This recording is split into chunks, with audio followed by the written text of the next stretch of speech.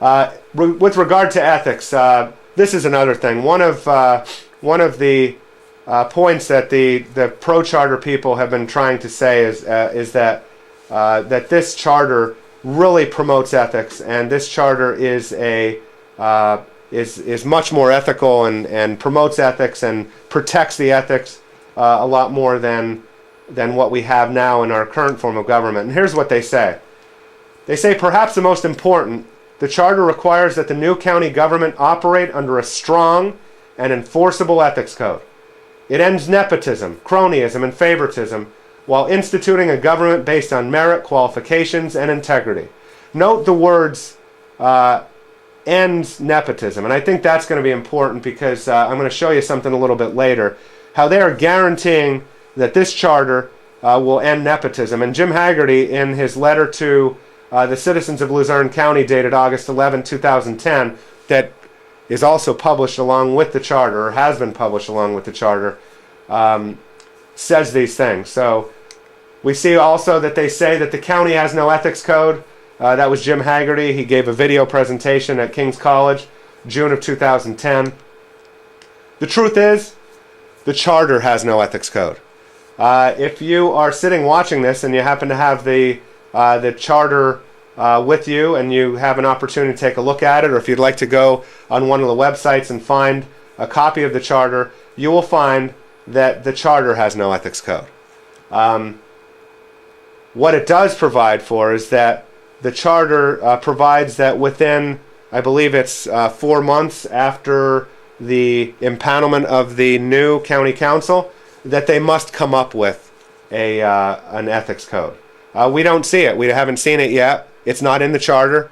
So for them to say they have a strong ethics code, I think is a little bit like putting the cart before the horse, because we haven't actually even seen anything. All we know is they've been touting a strong one, and there is none. Luzerne County does have policies that address conflict of interest and nepotism, and the reality is the Pennsylvania State Ethics Act covers those issues as well. The criminal and sinister element that are currently serving time in prisons all over the country at this point, not only did they ignore the Luzerne County policies, but they also ignored the county code, ignored the Pennsylvania crime statute, ignored the Pennsylvania Ethics Act, and ignored the laws that are passed by the United States Congress that are in the United States Crimes Code. So for anyone to believe that this group of council members will come up with an ethics code that will put the end to ethics violations that we've had and we've sadly had to experience over the past number of years is deluding themselves. This is an interesting part of the ethics argument, and I'm pointing back to that spot in Jim Haggerty's letter where he told you that this charter will end nepotism.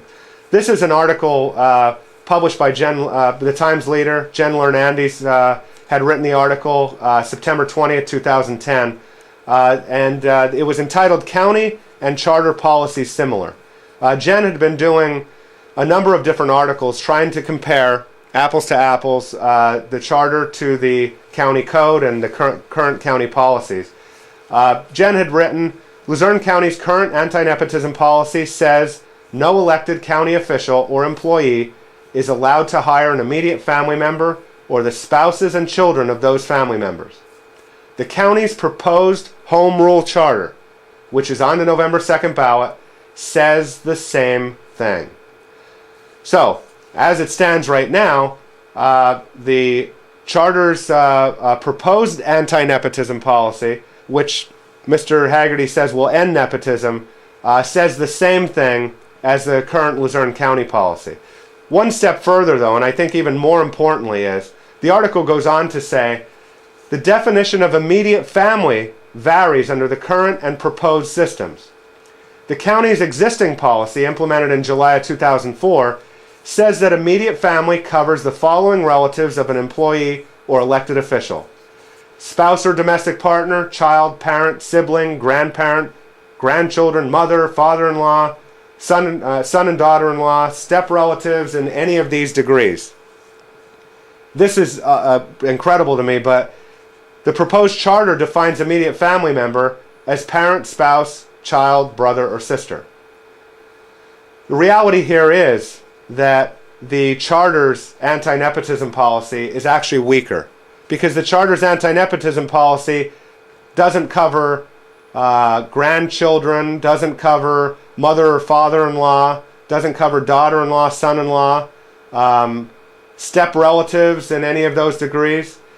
So Mr. Haggerty, in his August 11th letter, is telling you, is talking the talk and telling you that that this charter will end nepotism.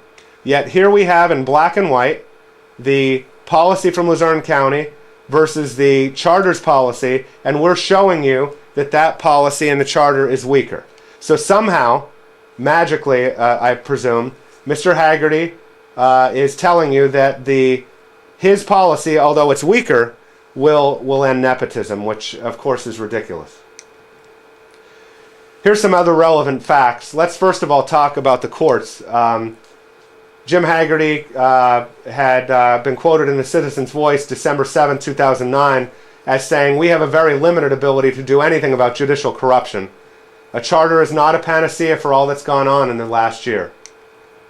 Jim Haggerty at King's College Forum in June of 2010 told the people there, "We hope the courts will submit itself to county procedures."